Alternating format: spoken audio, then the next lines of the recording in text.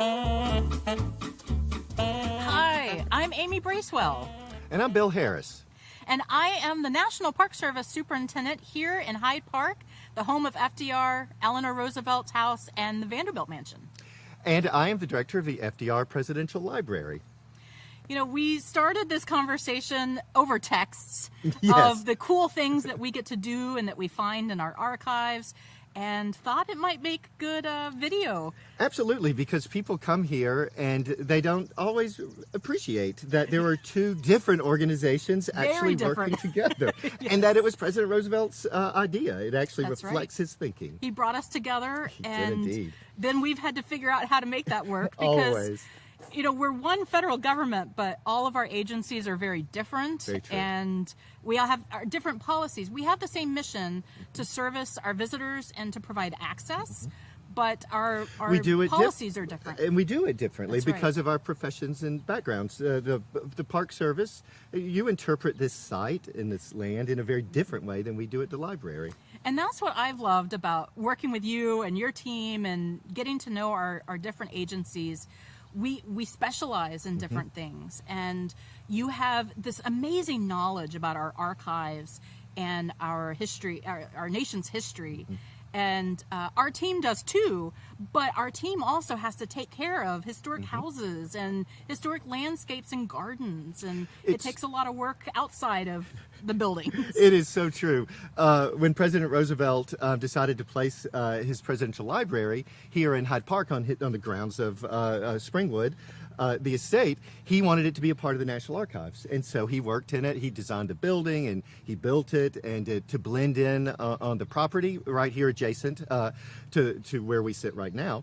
And it was to hold his archives and to care for those papers and to make them available in there.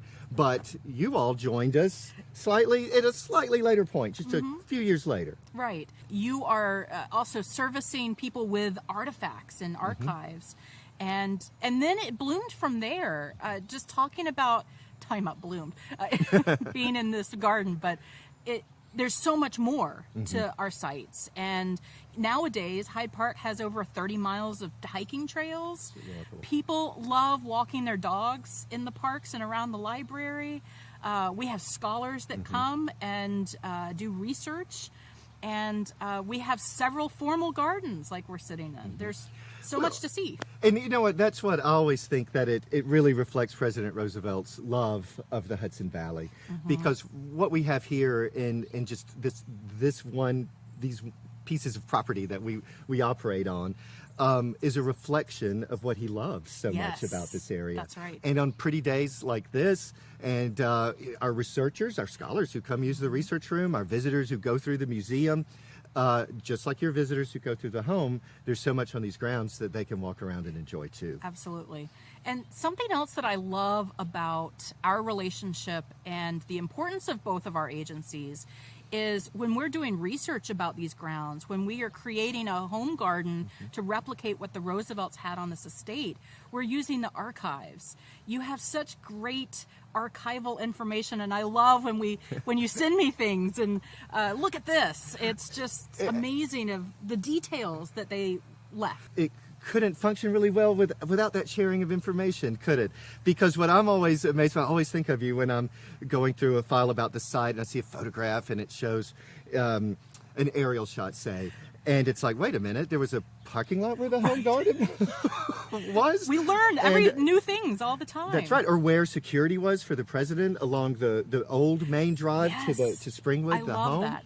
And so I always like to send Amy the pictures of it and say, look what I found. I love using the archives and your knowledge and your team. It was just recently, a few months ago, you were able to recolor some of the black and whites that confirmed the color of the shutters. That's right. I was so excited. I hadn't even thought about that. But yes, we had a set of photographs, very rare. Only I think the Smithsonian has a set, and maybe the Library of Congress, from a particular photographer. And embedded in those old glass negatives is a mechanical process that enabled them to actually reflect the original color that they were taken in. So so it was exciting to see that picture. It was so neat to see when you sent that to me. Our whole team was excited because we have carpenters and masons and historic preservationists that help maintain the building and the estate, and we're always trying to make sure that we're doing an accurate representation of what was left. And again, the archives are just so helpful for us. And when you send me those things, it's new information. Well, I hear scholars over and over say this to us when they come here to do research, because it's great and we want our materials to be as available as possible, to be digitized and out there. But coming on site, coming to a place like this where the president lived and worked, to be able to get up and walk on the grounds, to go to the house, because I know on many days in pretty weather when I go over to take the view up the Hudson River Valley from the lawn, from where the president's, you can see the president's bedroom just upstairs. You just really, you get a sense of what it was like on any given day because of the way you all are interpreting the home and sort of building off a sort of a period of time, so that the grounds reflect that moment, so that you do get that sense of it. And you do, and we have the pictures of Eleanor and FDR sitting on that iconic bench, and we have a replica bench overlooking the Hudson, and that's one of my favorite lookout spots too, of sitting there and right on the same grounds that they did. And that's, one passion of mine working in the Park Service is we talk a lot about power of place. Yes. And I think, like you're saying, when you walk the grounds, or even Farm Lane, taking one of the hikes up to Top Cottage, or sitting in a garden, it brings you back to that time, and it does. And makes you think about all the amazing and important work that went on in Hyde Park during FDR's time. I mean, that's a lot. Well, when I have an opportunity to speak to young people from the area, students, I'm always struck. I'm from a rural area down south. That right here in Hyde Park on this property was the leading the Allied effort in World War II to defeat fascism was occurring right here in their backyard. Yes, right here on that property. We have film, of picnics and such on the grounds here, and you can go right to that spot on that kind of day, and it is a really special thing. And that's why I think this presidential library in particular has that extra special feel, because the president was born and raised here. Right. He played on all of these grounds and loved them so much. And it reflects that. And it's the Rose Garden where the president's gravesite and Mrs. Roosevelt's gravesite was his mother's rose garden. Wow, yeah. And it's such a powerful, I don't know if you feel this way, but I feel that great responsibility. Absolutely.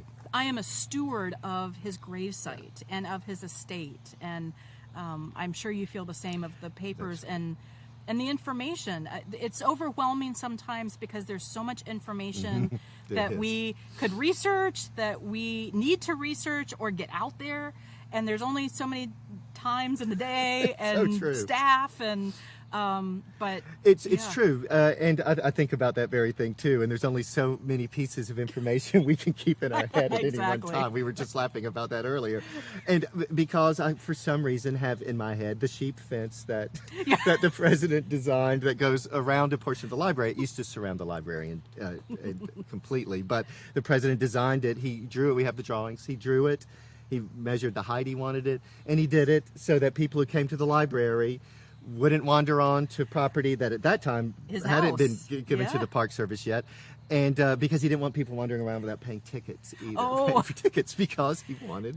And how meticulous of those decisions that a president sat and thought about a fence. Yes. Yeah. And sometimes I think to myself, why do I think about a fence? Why does that fact stick in my mind? But it is just evidence, really, that all the details, everywhere you look, where the just beyond the garden we're sitting in now is an apple. That's right. Is a little apple tree orchard, and in the setting of the property line from the National Archives to this property here, where your National Park Service offices are. He specifically said he wanted it a certain distance because he wanted to be a good neighbor to the folks who lived here in this house. And we're sitting here in this beautiful garden. That's right. And the land donated to the National Park Service to be able to use as a headquarter and preserve Beatrix Farron's garden, historic garden. And that's, I think, the importance of our work. I hope people find our work important, is that those details matter, and they are part of that landscape and part of making sure that we are accurate to the history of it. Well, the details, especially when you think of President Roosevelt and this site, are important because he, within the library building, he was selecting the color of the paint. He was picking out, in my office in the library building, he was picking out the carpet and designing the light fixture in his office. He loved this place that much. So I think that's what I take from it too when you're on the grounds. When you're to think that the people who originally occupied this home, as well as the Red House, which is actually was his brother's property, that all of this interconnectedness and across Route 9 up Farm Lane, where he kept where the Christmas trees, where he grew his Christmas trees that he sold each year, everything has an imprint. It's more purposeful, I think, than people realize. That there are stories related to everything. And more than I think people realize. And that was something, I've been here for about 2 years, and something that I didn't realize was what an avid tree farmer, or I'm sure there's a specialist word for it, but growing tree plantations. He was fascinated with different trees and sustainability of tree plantations. And we can still see that on the landscape when you're walking the trails. I find that fascinating that he was that interested.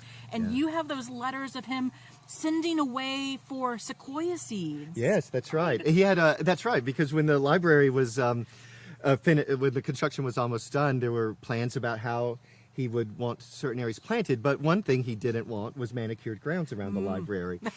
He wanted it to feel natural, as in when he was a boy playing on those grounds. Now, it's not quite that way anymore, but and the sequoia sequoias did not make it. That didn't work out too well, but he gave it a shot. But he did. And in the archives, what we also have with those Christmas trees, and those trees are the president would give one to the library that would go in there for his annual Christmas party in the lobby with the staff and with the people protecting the property during the war.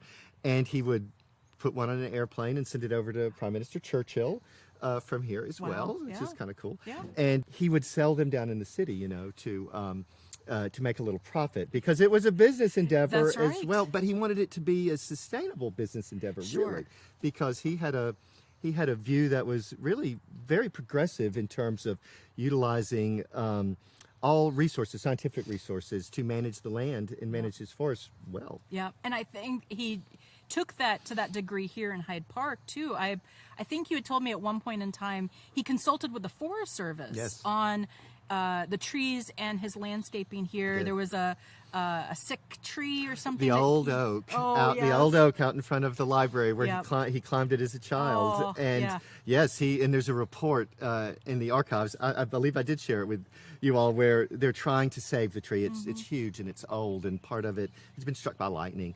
And it was a very, nostalgic, sentimental. Sounds like it doesn't sound like it's important, but it was meaningful to him. And the tree, they managed to, save it for a long time until in the 1950s it didn't make it. But ultimately they replanted one, and it's grown quite a lot in the last 50 years. But your grounds, if you look at photographs, are the same way.